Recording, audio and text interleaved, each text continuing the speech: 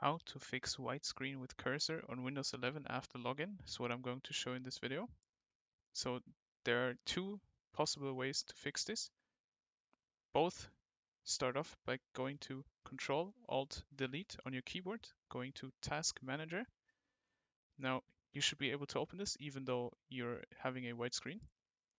The next step would be to click on File in the top left and click on Run New Task. Now what you want to enter here is Explorer, then hit checkmark the create this task with administrative privileges and hit OK.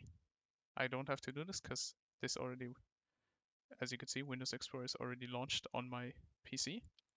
The second option, if this still didn't work out, would go to File, Run New Task again, and then enter Reg, R-E-G, and then Edit. Create this task with administrative privileges, hit OK. This will open up your registry editor. Now, what you want to do is now click H key local machine, double click. Now go to software, double click that, go down to Microsoft. Now go to scroll down until you see Windows NT.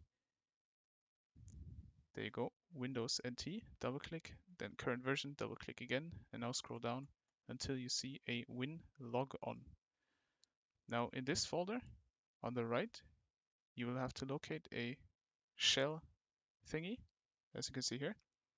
Now double click that, left click, and now you can edit this string. Then the value name is shell, and the value data would be explorer.exe. If this value data is different than mine, change it to this exact data, explorer.exe. And if the shell string doesn't even exist, you can right click on the right, new, and then click string value, which now you can name shell, and then enter the explorer.exe as a new string.